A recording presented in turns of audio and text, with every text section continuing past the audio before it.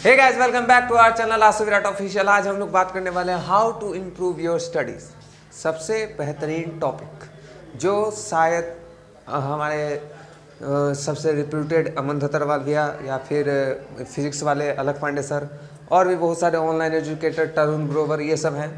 लेकिन मैंने अपना जो मुझे लगता है कि जो होना चाहिए वो जैसे शोभित निर्माण ये सब, तो वही सब को देखिए हम एक कुछ पॉइंट्स हैं जिस पे हम लोग फोकस करते चलें, क्योंकि स्टडी बहुत ज़रूरी है। किसी भी काम को करने के लिए स्टडी बहुत ज़रूरी है।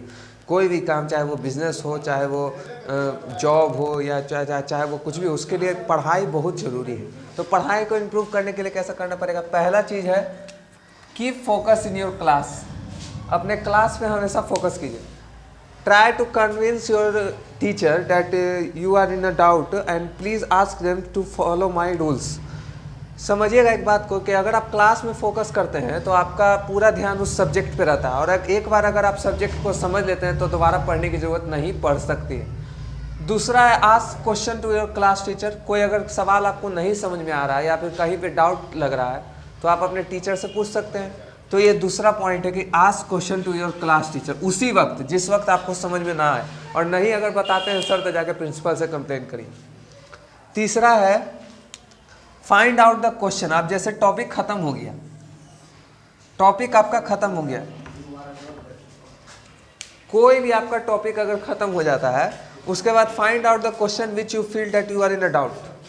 कोई भी ऐसा कोई क्वेश्चन अगर आपको, जैसे कोई भी आपका साइंस का कोई सवाल पूछ रहे हैं, आज यहाँ पे रिफ्लेक्शन पढ़ाई हो रहा है, रिफ्लेक्शन ऑफ लाइट, तब रिफ्लेक्शन ऑफ लाइट अगर पढ़ाई हो रहा है तो आप पूछ सकते हैं ना कि इंसिडेंट रे क्या होता है सर, रिफ्लेक्टेड रे क्या होता है। उन्होंने बता दिया कि लॉ ऑफ रिफ्लेक्शन क्या होता है, आपको पता है लॉ ऑफ रिफ्लेक्शन क्या होता है। Incident the angle of incidence is equal to angle of reflection होता है। तो ये सबको पता है कि एंगल ऑफ इंसिडेंस बराबर एंगल ऑफ रिफ्लेक्शन होता है। लेकिन अगर किसी को यही ना समझ में आए कि इंसिडेंट रे किसको कहते हैं और रिफ्लेक्टेड रे किसको कहते हैं, तो उसी को कहते हैं डाउट। और वो डाउट अगर आपके माइंड में उसी वक्त अगर आपको आ जाता है, दिस इज द माइंड, अगर इस वक्त माइंड में आपको आ जाता है और उस वक्त अगर आप वो पूछ लेते हैं तो वो आपके ब्रेन में परमानेंट हो जाता है। ये बात को आप नोट कर लीजिए कि उसी वक्त, उसी टाइम अगर आप टीचर से आप वो सवाल पूछ लेते हैं तो आप उसी वक्त उस चीज़ के मास्टर बन जाते हैं, क्योंकि आप एकदम कॉन्शियस होकर उस चीज़ को देखते रहते हैं।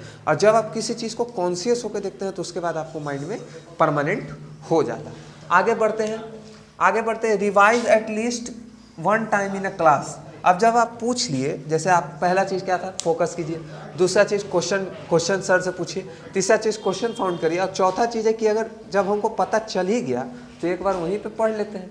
एक बार अगर पढ़ लेंगे तो वो एक और बार स्थायी हो जाएगा।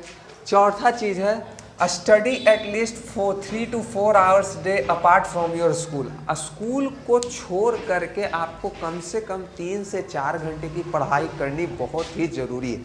अगर आप नहीं करिएगा तो आई एम सॉरी, आपके लिए कोई भी एग्ज़ाम क्रैक करना बहुत मुश्किल हो जाएगा। क्योंकि जो स्कूल में पढ़ाया जा रहा है उसके लिए आप प्रैक्टिस कीजिए, फोकस कीजिए और आगे बढ़ते रहिए। उसके बाद आप जब सोने के बाद या सुबह उठने से पहले या सोने से पहले एक बार इसको रिवाइज़ कर लीजिए। एक बार सोने से पहले रिवाइज़ करिए और एक बार उठने के बाद रिवाइज़ करिए। अगर आप इतना कर लेते हैं तो आपको कोई भी एग्ज़ाम क्रैक करने में आसानी होगा। अगर आपको वीडियो पसंद आया तो शेयर करिए। Thank you.